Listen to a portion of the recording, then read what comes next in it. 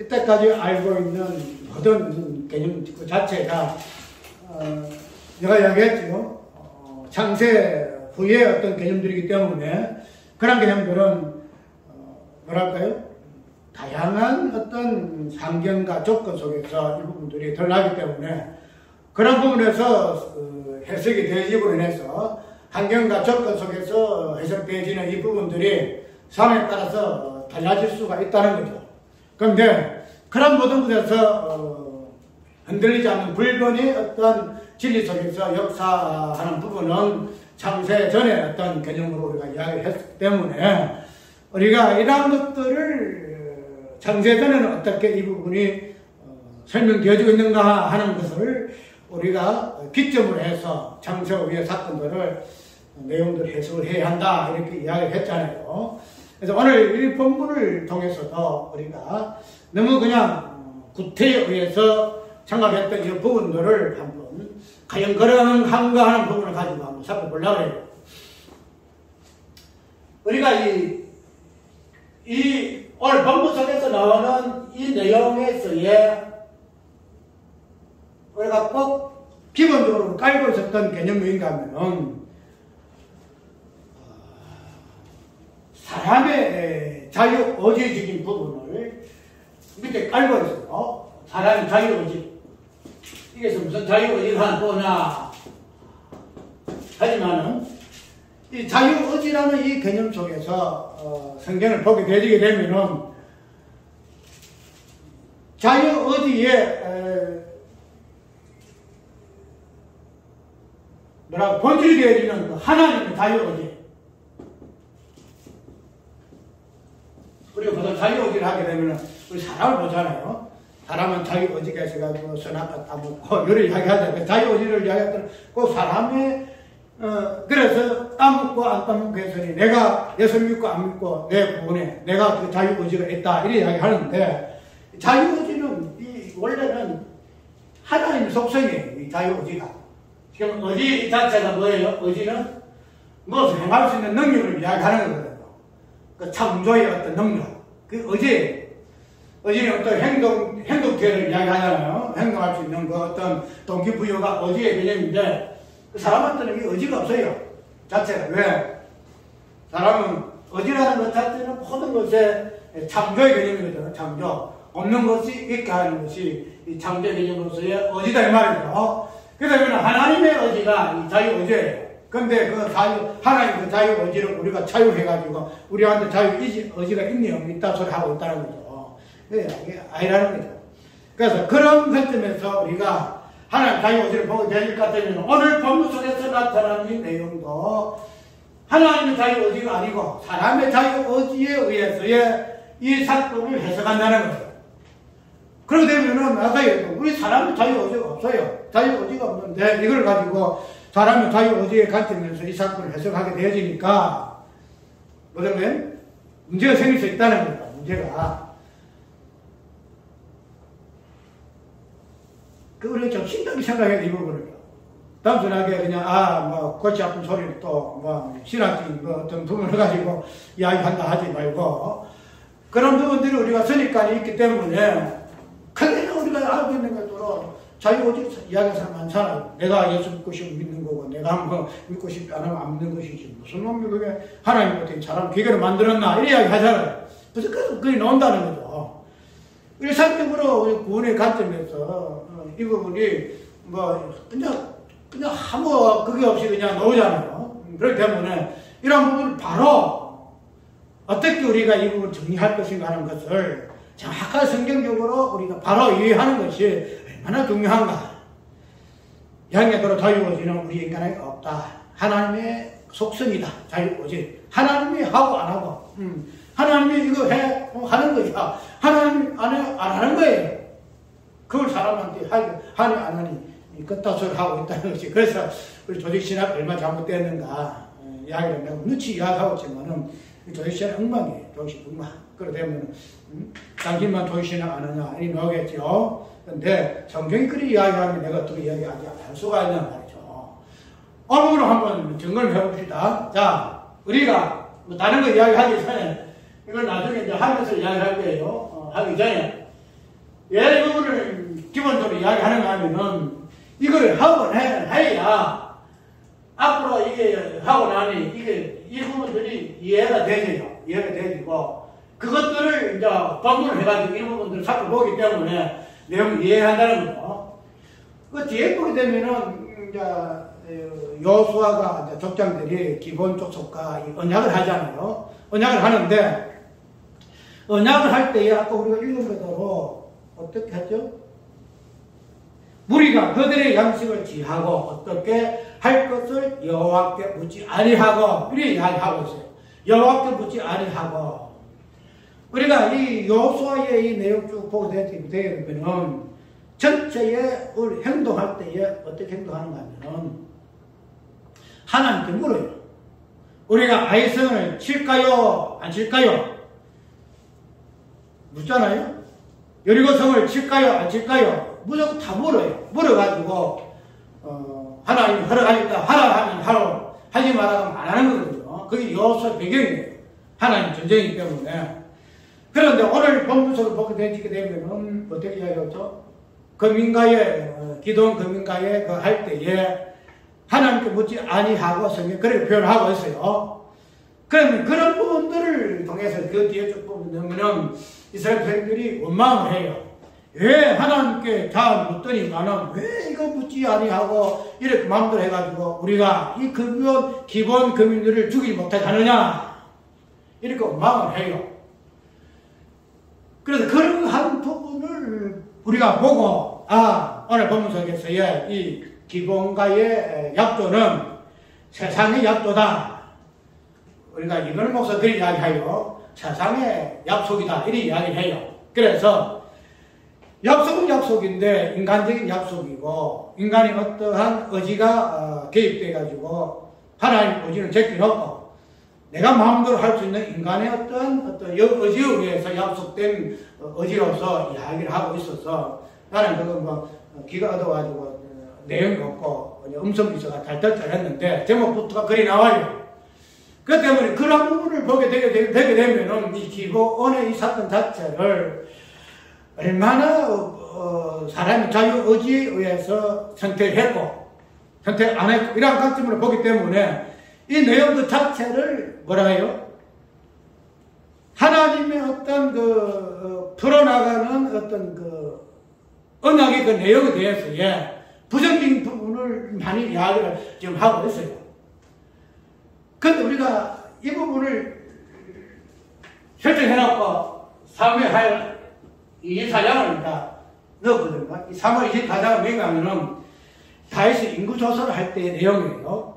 다시 인구조사를 하는데, 인구조사를 할 때의 인구차사의 어떤 의미를 두 가지 관점을 이야기를 해요. 하나는 다윗이 자체의 스스로가 시험이 들어가지고 인구조사를 했다 이렇게 이야기하고 있고 또 하나는 어떻게 하냐 하나님이 그냥 감동을 시켜서 다윗이 그냥 하고 싶고 안 하고 싶고 그걸 떠나서 하나님이 감동을 시켜서 뭐예요? 인구조사를 하겠다 이렇게 두 가지가 나와요. 그러면은 과연 인구조사가 누가 그 주체가 누구냐 다윗이냐 하나님이냐 이걸 보게 되게 되면 왜요? 여기 어디에 있을까요? 인구조사한 그 주체가 다윗입니까? 하나님입니까? 우리가 그 자체만 보게 되게 되면은 아이고 다윗이가 하나님 의지하지 아니하고 군사 숫자를 의지해서 뭐 힘을 믿고 하려고 하는 그 불신앙에 의한 그런 것이다 이야기하지만은 그러나 그때 쭉 보게 되면은 그게 아니에요. 하나님이 다윗의 인구조사를 통해서 하시고자 하는 일이 있어요. 그 일이에요. 다윗이가 뭐 불신앙을 위한 그걸 위한 것이 아니고 인구조사를 해서 하나님이 하고자 하는 일이 있다는 거죠. 그건 다음 이야기하겠지만 그렇게 되면은 이 인구조사 자체가 하나님 의지다 이 말이죠. 하나님이 하겠다는 거죠. 그런 관점에서 우리가 오늘 기본의 언약을 보게 되게 돼야지. 이 사건을 보게 되면 언약을 이야기했는데, 왜 말하면, 이 자체가 언약을 이야기하고 있다는 거예요. 단순하게, 뭐 세상의 약속이다, 그냥 뭐 인간의 뭐 어떤, 무엇에 따라서 이게 한 것이 아니고, 언약의 관점에서 이 부분을 봐야 되기 때문에 언약을 이야기했는데, 그렇게 되면은, 하나님의 어떤 자기 의지에 따라서 이 부분이 진행되어졌다 이 말이에요. 왜 그러면 이러한 관점에서 우리가 봐야 하는가 이 부분을 이제 앞으로 이제 볼 거예요. 일단은 이 부분에 이거를 이렇게 설정을 해놓고 하나님이 하게 하심에 따라서 기본과 언약을 맺게 했다 이렇게 보면 돼요. 그런데 오늘 본문 포인 속에서는 다윗이가 뭐 인구 조사를 하기 위해서 그런 병력을 가지고 뭐 어떻게 해보려고 하는 어떤 그런 인간의 욕망을 드러내는 부분이 있잖아요. 오늘 보면서 그런 표현을 지금 하고 있어요. 지금 하나님 감동하신 이 표현은 없어요. 그래서 그렇게 해서 이 기본의 어떤 내용 자체를 이스라엘 백성들 하나님께 묻지 아니하고 하나님 그 부분을 가지고 이 내용 그 자체를 하나님의 그 언약 관점에서 이 부분이 어떻게 기본의 족속과 이스라엘의 백성과의 언약이 형성되어졌는가, 약조가 되어지게 됐는가 하는 부분으로 살펴보면 있어서 유보하는 그러한 우리가 눈을 맸다는 거죠. 그렇게 되게 되면은 우리가 일단은 다윗의 어떤 인구조사를 하나님의 관점에서 하나님 의지에서 이 부분이 진행되었다 것 같으면은 이 부분도 그래도 보자 이 말이에요. 왜 그런가 하면 우리가 이 기도원의 이 내용 그 자체는 왜요?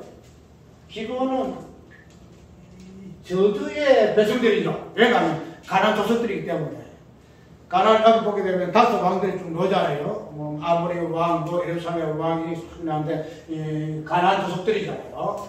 그러면은 이 가나안 족속들에 있는 이 족속은 성경에서 말하고 있는 저주받은 백성이에요. 이 저주의 개념이 우리가 가나안은 누구의 아들이에요? 가나안은? 노아의 아들이죠. 노아의 아들 돼가지고 함의 아들이죠.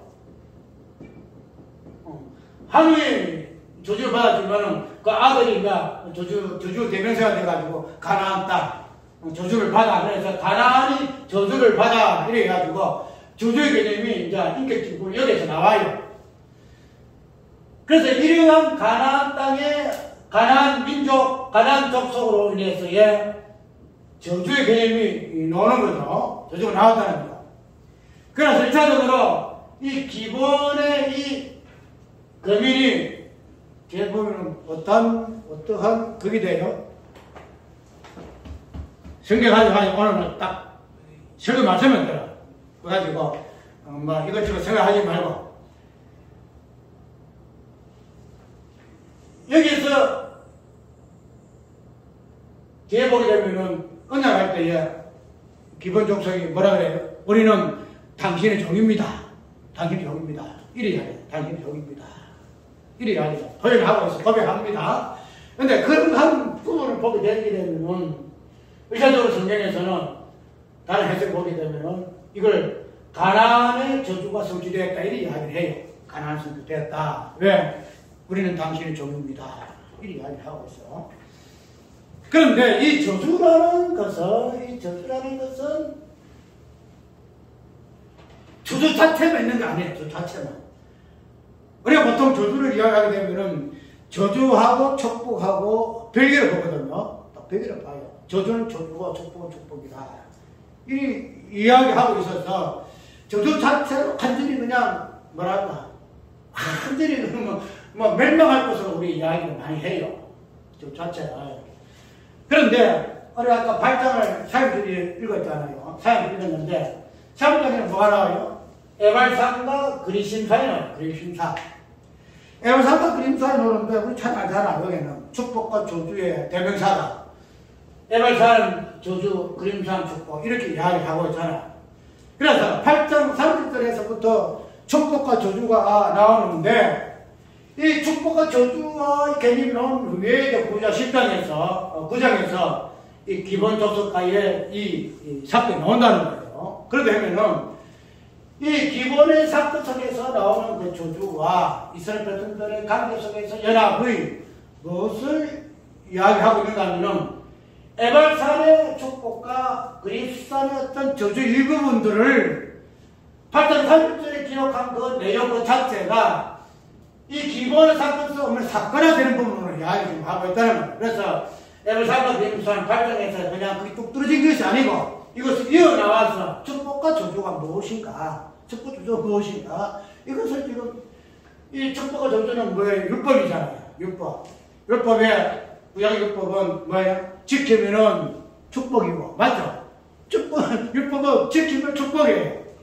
그 에베소서들은도 율법 내용이야. 하면서 이 율법을 지키라 축복받을 것이다. 지키지 아니하면 조져받을 것이다. 이리 이야기한다는. 그래서 율법 자체가 축복과 조주다 이 말이죠. 그러면은 이 에발산과 그리스도산의 이 내용 그 자체 율법의 의미인데 이 축복과 조주가 아까 이야기대로 기본의 사건 속에서 나온다는 거야. 기본 사건 속에서. 그러면은 이 에발산과 그리스도산에 있었던 이들은 거기 보면은 큰 설정이 다 모이거든요. 객도 모이고 이방인도 모이고 다 모여요. 한 무리가 모여가지고 축복과 저주를 듣는단 말이에요. 율법 속에 있는 그 속성을 듣는단 말이에요. 그렇게 되면은 그러한 부분들이 이제 기본의 이 사건 속에서 에발산의 그리스도산의 저주가 선포된 축복과 저주가 무엇인가 하는 부분을 이 사건을 통해서 지금 이야기를 좀 하는 거예요. 이 사건을 통해서 에발산에서 그리스도산에서 여호와께를 좌우에 서가지고 축복과 저주를 선언해 낭독한 그 내용을 이제는 이런 사건 속에서 이스라엘 백성들에게 지금 이야기 좀 하고 있다는 거예요. 하고 있는 거예요. 지금에서 축복과 저주가 저주 따르고 축복 따르고 있는 것이 아니다 말이죠. 축복 있는 것은 축복이, 저주가 있고 저주는 축복이 있어요. 근데 우리 일단 그리 안 하잖아요. 아까 이야기로 노아의 아들 중에 셈과 함과 야벳 중에 셈, 야벳은 축복받고 그 다음에 함은 저주받는 이야기하잖아요. 그래서 함은 완전히 망하는 독속으로 이렇게 이야기를 좀 하잖아요. 그런데 이 부분이 이때까지 우리의 어떤 개념 속에 깊이 뿌리 박혔기 때문에 이 부분에 대해서 오해소지 굉장히 많아요. 오해소지 많기 때문에 잘못 시험되네요. 아까 이야기했던 우리가 자유의지라는 요건에서 우리 인간의 어떤 존재를 통해 이걸 해석이 나아지고 있고 우리가 저주를 이야기할 때도 그런 관점에서 저주를 많이 인식했기 때문에 왜? 저주는 우리 구원과 상관이 없게 이야기합니다. 저주는 우리와 상관없고 구원과 상관없고 저주는 지옥이고 심판이고 이렇게 해서 저주 자체를 그런 식으로 우리가 유해해 왔다는 거예요. 그래서 이게 더 깊이 들어가게 되면 우리가 알고 있는 저주의 개념이 많이 달라요. 많이 달라가지고 완전히 새로운 개념으로서 저주가 나오는데 다음에 이야기할게요. 이것도 우리가 좀 우리 지금 듣기 두뇌 전부 다 듣기 두뇌 가지고 오해 소지가 많기 때문에 그럼 앞으로 나중에 조금 좀 듣는데 귀가 열리게 되어지게 될 때에 이렇게 할 거예요. 왜냐하면 우리가 이 저주라는 이 개념은 일단 출발을 어떻게 해요? 저주는 무차례 이야기로 전과 창세 후의 개념 속에 되게 되면은 우리가 알고 있는 모든 개념들은 창세 전에 발생했던 개념들이에요. 창세 전에 발생했던 개념들. 언약의 개념도 마찬가지, 영성의 개념도 마찬가지고, 생명의 개념도 마찬가지고, 그것이 이제 우리 창세 후에 다양한 사건과 어떤 환경과 조건과 어떤 그런 속에서 이렇게 이제 해석되어지는 부분인데, 그래 본질적인 부분은 창세 전에 있던 그런 것들을 창세 후에 다양한 우리 이렇게 쉽게 설명하면 되겠네. 태양을 보죠. 태양이 오존을 갖다 통과하게 되면은 뭐가 나오죠? 일곱과 색깔이 나오죠. 원래 태양은 하나의 색깔이잖아요. 원색이 하나예요. 그런데 뭔가를 그 대기층을 딱 이렇게 통과하게 되면 일곱과의 무지개 색깔이 나온다는 거죠. 그런데 이 무지개 색깔을 그 본질은 하나의 색이잖아요. 우리가 그렇게 이해를 많이 하잖아요. 그렇기 때문에 우리가 이 땅에 지금 가지고 있는 모든 개념의 이 내용들은 창세 전에 있었던 그 내용으로 우리가 이해를 하면 되죠. 그래서 그런 부분을 이해하기 위해서는 창세 전의 개념을 우리가 이해를 하게 되지는데, 우리가 저주를 이야기할 때에 아까 이야기대로 뭐 가난 함의 일부분을 이야기하지만, 우리 저주를 처음부터 딱 소급해서 보게 되게 되면 누구한테 들어오죠? 아담에 들어오죠. 아담에 들어오죠. 아담이 나온다. 그 다음에 선악과 여부분에서 이제 실체되지고, 그래서 마지막에는 아담과 하와가 저주받아가지고 그냥 에덴 노짝 쫓겨내지. 그 다음에 누가 돼요? 마귀가 베로다니게 저주받잖아요. 그 저주가 이거나 저주가 있네. 그걸 원하는 거죠. 그래서 우리가 원저주는 창세 후에 창조의 모든 만물이에요. 모든 만물. 그래서 혼돈하고, 자주 인용하지만 혼돈하고, 흑암 기쁨이 있고, 그것이 저주다 말이죠. 그 고통이고. 왜냐면은 창세 후에 모든 것들이 저주다 말이죠. 저주다. 그런데 창세 후에 모든 흘러가는 것들이 어떻게 흘러가요? 우리가 알고 있는 것도 저주는 그냥 막 저주받았으니까, 마지막에 지옥 가는 거고, 멸망할 것이고, 이렇게 해설을 많이 하잖아요. 그런데 우리가 창세 후에 이 모든 것 저주다. 이 모든 저주예요. 그럼 우리가 그렇게 이해를 하면 돼요. 저주가 따로 있는 것도 아니다 말이죠. 그래서 우리 보통 많이 하잖아. 가게의 저주를 끊어라. 그래가지고 가게의 저주가 내려오고 있으니 이 가게의 저주를 끊어야만 우리가 축복받는다. 이래서 별 이야기를 많이 하잖아. 그런데 저주 이 자체가 하나님의 모든 창조, 구속 사이 시작이란 말이죠. 저 자체가. 그 저주를 어떻게 하나님께서 하나 굴러가고 해서 그 다음 아까 에발산에 뭐가 있더랬죠? 비임산 뭐가 있죠? 저주 맺는 거 아니잖아요. 저주 맺는 거 아니거든. 뭐가 있어요? 저주도 축복인 거야. 축복과 저주가 같이 있다는 거죠. 그래도 우리가 이때까지는 저주는 따로. 근데 모든 만물이 저주를 시작해가지고 거기에서 아담이 나왔고. 그래서 마지막에 또 저주의 본질이 되지는 뭐예요? 뱀의 이름을 낳았다는 거죠. 그러니까 여기까지 안 나가. 여기 더 이상 나가면 혼란이 나와. 혼란이 더 이상 안 나가고, 저주라는 이 개념이 오늘 우리가 알고 있는 그런 관점에서의 저주, 복과 상관이 없는 거, 영원히 그냥 우리하고 상관없고, 노아의 아들 중에 셈과 야벳은 진정한 노아의 자식이고, 함은 주저간 병수이기 때문에 그거는 노아의 자식이 아니다. 이렇게 완전히 경기시키는 관점에서 저주의 개념을 이해를 했다는 거죠. 그런데 성경은 그렇지 않다. 성경은 저주라는 요 관점을 통해서 하나님께서 당신을 이렇게 해나갔어요. 저를 통해서. 그러니까 우리가 알고 있는 저주하고는 너무 달라요.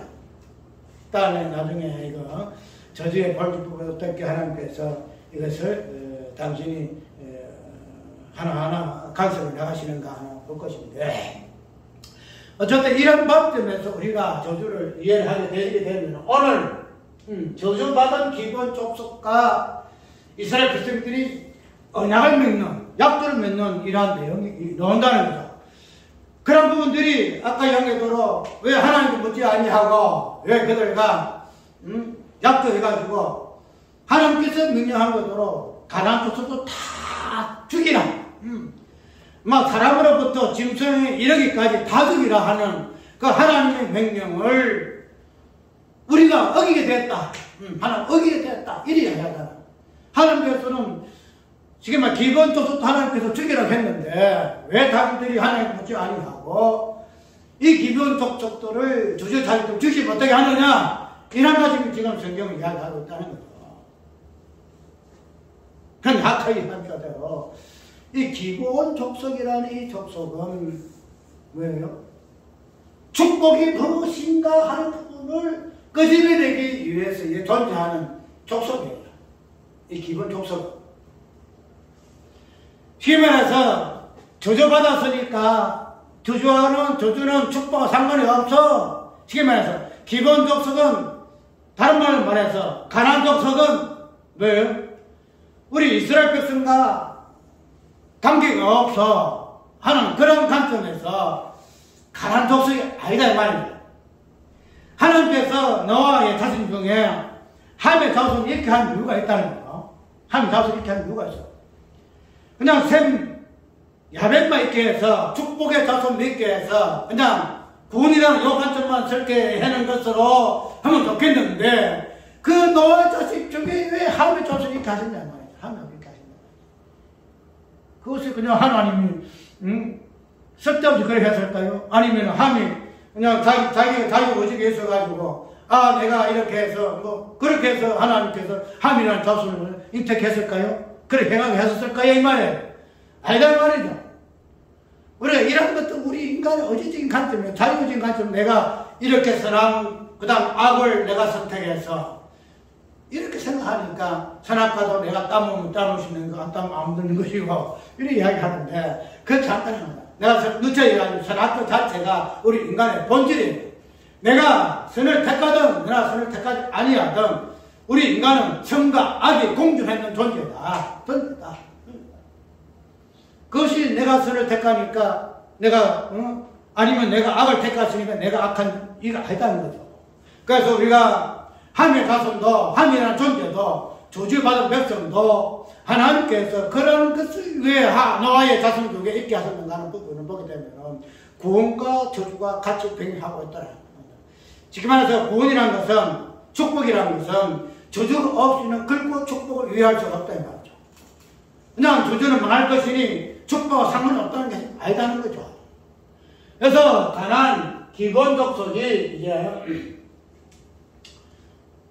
우리가 기본의 사건을 보게 되게 되면 무엇이 보냐면 우리가 여리고성을 보게 되면 어떻게 돼요?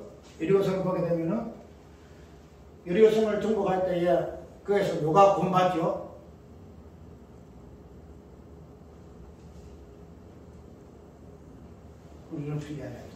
누가 구원받아요? 라합이죠. 이 라합이가 정탐꾼들에게 특별히 이스라엘 백성들이 구원받은 그 내용을 보게 되면은 이 기본 족속이 지금 이스라엘 백성들에게 말할 때 내용 그대로 나와요. 라합이라는 기생이 내가 옛날에 보니까 모세 시대부터 하나님 백성들이 어떻게 40년 동안 이렇게 내가 소문을 들었습니다. 삼천하지에 여호와 하나님 외에는 구원이 없는 것을 내가 하나님의 일하심을 통해서 이스라엘 역사를 통해서 내가 배워서 알았습니다. 들었습니다. 이렇게 이야기해요. 들었습니다. 그래서 나는 이제 하나님만 믿겠습니다. 이 신앙 고백하잖아요. 동일하게 기본 조석도 그리 이야기를 해요. 그 내용 것을 이게 쭉 봐요. 어디에 나와요? 9절. 그들이 여호와께 대답하여 종들은 당신의 여호와 하는 여호와 이름을 인하여 심히 먼 지방에서 왔사오니 이는 우리가 그의 명성과 그가 애굽에서 행하신 모든 일을 들었으며 동편 아모리 사람의 왕고 헤소로 왕 시온과 아스타로스 있는 바사 왕 오게에 행하신 모든 일을 들었음이니이다. 이렇게 이야기하죠. 또 라합의 고백은 똑같아요.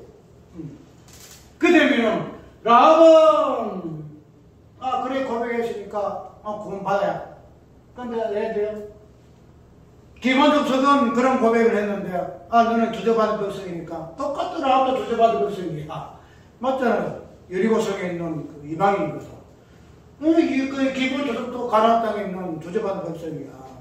똑같이 그냥 주저받아가지고 지금 해서 가나안 땅을 백성 다 죽이라 하는 그 명령 그대로 다 죽여야 조석이다 이 말이죠. 그렇게 보게 되면은 아까 하나님께 묻지 아니하는 것 자체 그 자체가 하나님 자체를 거절하는 것이고 언약을 깬 것이고 그로 인해서 기본 조서 살리으니까 가나안 저주받은 백성 살림이 되거든. 그렇게 되면은 하나님 명령은 불순종이 되잖아요. 그 안 맞아. 생각이 안 맞잖아. 라합을 생겨도 구원받고 기분 조서를 왜 구원받아야 왜 안 받아야 돼? 왜 그들이 언약해가지고 이스라엘 백성들에게 같이 언약해가지고 그들이 왜 구원받게 죽지 않고 살아있는 부분없이 왜 정죄당하냐 이 말이에요. 왜 정죄당하냐 이 말이에요. 우리가 성경을 보는 이 관점들을 너무 그냥 일률적으로 끌려줘서 제작을 해버려요. 그냥 일률적으로. 옛날에 그래서 지금도 그러하리라. 야, 아니다 이 말이죠. 그래.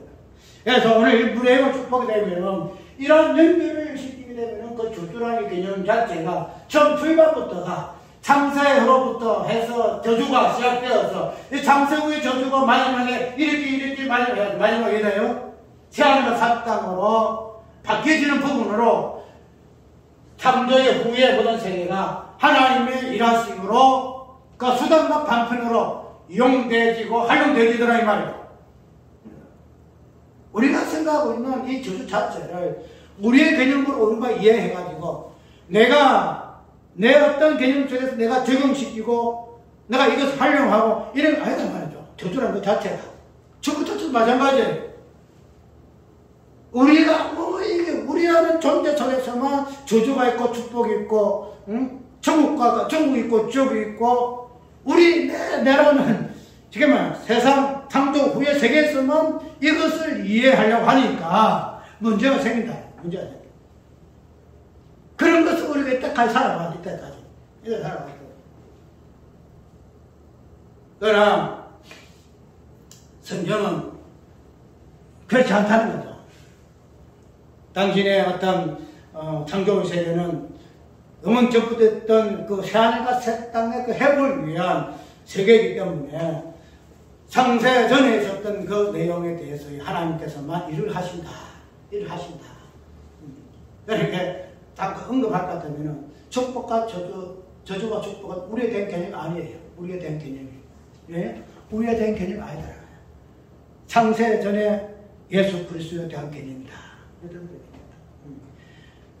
우리에 대한 개념으로 이해하니까 이게 직접 바뀌었다는 거죠. 바뀌어. 그런데 아까 시든 그대로 축복과 저주의 이 모든 개념은 예수 그리스도부터 다 출발해요. 그래서 꼭 해석을 해야 축복과 저주가 무엇인가. 그 저주 자체를 통해서 아이들은 내가 싫어하는 축복과 관계도 물고 구원과 무구함은 이거는 나하고 상관없어. 저리가 정치하는 저주를 가게 저주 끊기 위해서 별이야기 다 하잖아. 가게 저주 내려온다. 가게 쭉 내려왔다. 그래서 부모가 저주가 같이 자식 내려오내려 자식된 대로 그래서 참사대까 이러게 하고 이래서 이런 내용으로 우리가 저주를 이야기하잖아. 그렇지 않다는 거죠. 그래서 그런 식으로 쭉 저주가 활용되지 같으면 오늘 본문 속에 나오는 이 가나안 땅에 있어서의 정복함으로 인해서 이제 정복하거든요. 이제 시작해요. 그런데 그러한 정복의 과정에서 왜 가나안 족속이 하나님께서 왜 싸그리 죽이라고 하는 그 저주의 본질이 무엇인가 하는 부분들을 기본의 어떠한 저주받은 백성이 나오는 저주받은 기본 족속이 고백하는 그 내용을 통해서 이스라엘 백성들은 지금 대책임질 해야 돼. 대책임질. 저번에 애굽에 하나님께서 이스라엘 백성들을 집어넣어가지고 다시 400명 다시 뽑아낸 이유가 뭐 있겠다 이야기했죠. 뭐할까? 그래서 똑같은 애굽의 망할 자식들이다. 이거 알기 위해 400명 동안 이야기한다. 그거 하나 그랬죠. 그렇기 때문에 집어넣었다 그랬죠. 마찬가지.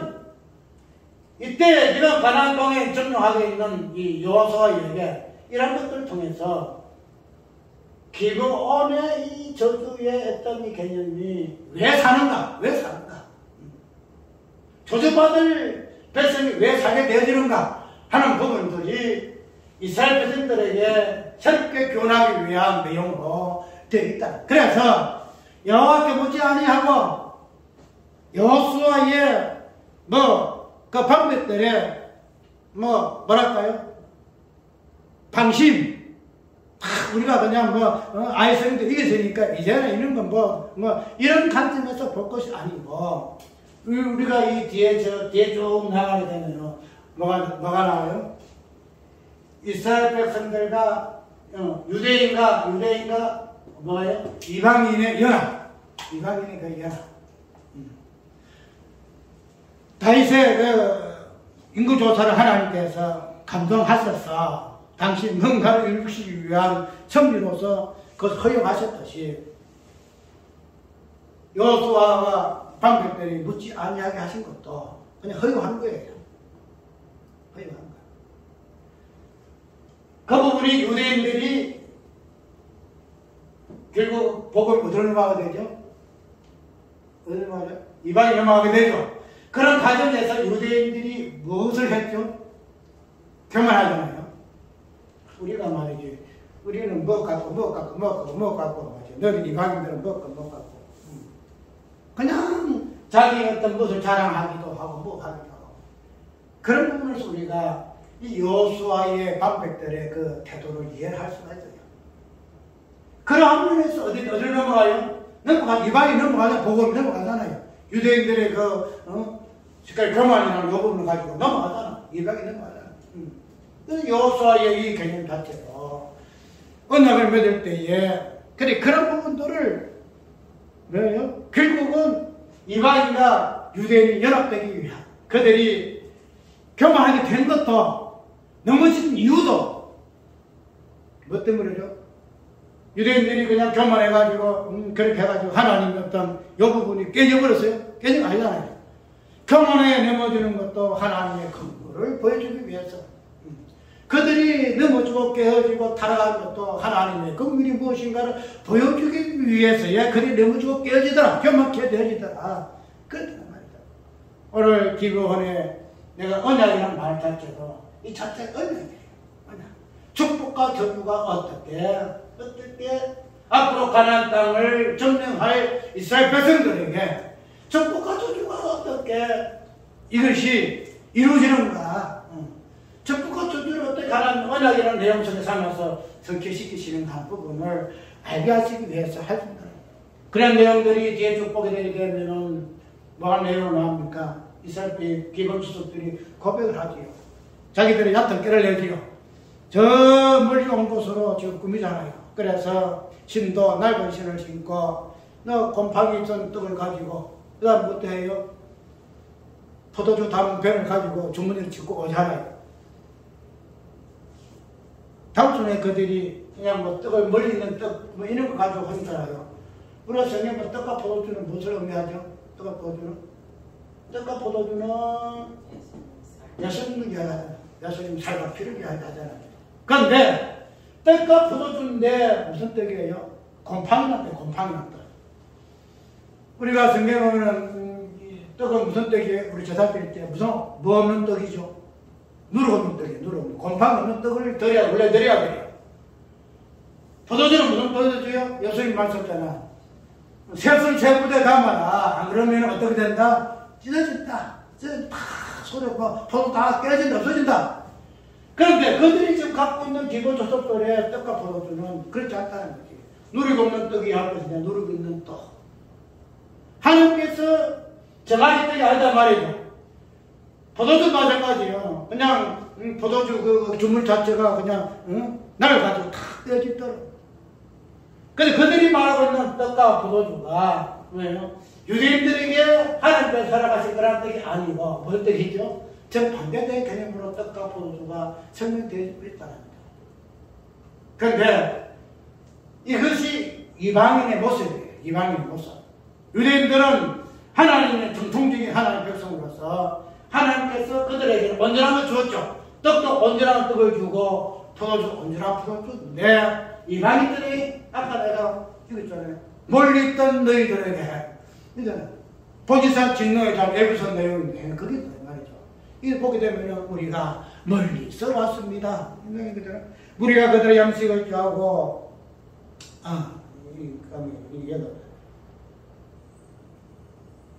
이게 어디에 있는가 여기 보니까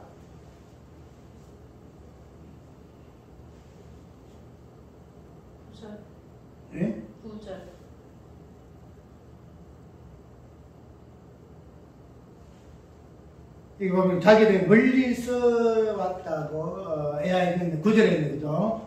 그들이 여호와서 따라 동도는 당신 하는 여호와 이름을 인하심이 먼 지방에서 왔사오니, 이런 부분을 여기서 멀리 있는 개념으로 표현을 저쪽에 하고 있고, 그래서 에베소 보게 되면 멀리 있던 너희들을 가까이 하나 불렀었다.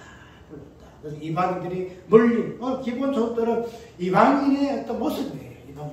그래서 이방인이 어떻게 이스라엘과 약속과 연합돼가지고, 그래서 결국 어떻게 되죠? 종이 되죠. 종되죠. 우리는 당신의 종입니다. 그래서 이스라엘 백성 내에서 그 성전 속에서 물 깃고 나무 패는 그 종의 일로 이렇게 표현되고 있어요. 그래서 구약의 이스라엘 백성들을 갖다가 뭐라 그래요? 이방인을 종이라 이야기하지 않죠. 그래서 기본 언약, 그 다음에 대복이 되면은 종의 언약이고 또 이방의 언약으로 이 기본의 사건을 이해를 할 수 있다는 거죠. 우리가 오늘 잠깐 살펴보았지만 이러한 내용들을 통해서 이스라엘 백성들이 어떻게 기도원 저주받은 백성과 연합돼서 축복과 저주가 연합이 되어지는가, 보게 되면 결론이잖아. 그들의 양식을 취하고, 결론을 나왔었죠. 우리가 그들의 양식을 취하고, 그렇게 이방인이 그 떡과 포도주, 곰팡이나 떡과 꼭 쏟아질 그 포도주를 양식으로 취하여, 그 동일한 양식으로. 전에는 이스라엘 백성들이 이거 먹을 수 없죠. 곰팡이 어떻게, 부정한 떡을 어떻게 먹어요? 그런데 이러한 것들을 그들의 양식으로 취하고, 그들이 취하여, 동일한 양식으로 취하여서 한 백성됨을 오늘 보면서 보여주는 것이다. 그래서 오늘 이 내용 그 자체는 자유 어디에 있어가지고 여호수아가 잘못 선택하고 백성들이 잘못 선택해서 하나님의 가나안 땅을 주기로 한 하나님 명령이 그냥 이렇게 되었다. 그렇게 해서 우리가 이런 일이 있을 때에 우리가 검은해서는 아니 된다. 다윗을 우리가 인구조사할 때도 그렇게 많이 해요. 다윗이가 왕이 자리 있을 때에 그냥 그것만 해가지고 말이지. 그래서 있을 때 조심하라. 그런 식으로도 많이 해요. 있을 때 조심하고, 우리가 항상 하나님의 은혜를 바라보고 겸손해야지. 그냥 좀 왕이 자리 있어가지고, 이러게 되면은 그런 시험에 빠져가지고 하나님 앞에 신고받는다. 우리는 그렇게 해서 안 된다. 어떤 철교 다 그리 흘러요. 그런데 그렇지 않다. 하나님께서 그런 것들을 허용하시는 것은 그런 부분을 통해서 하나님께서 하시고자 하시니 무엇인가. 이 기본권을 통해서 이 가나안 땅에 있는 그 저주가 어떻게 축복과 연결되어져서 당신의 언약을 성취해 나가시는가. 그것이 유대인과 이방인의 그 연합인 교회로 보시고 결론적으로 예수 그리스도 속에서 성취되어지는 부분으로 성경을 이야기하고 있다는 사실을 우리가 이해하시기 바랍니다. 찬송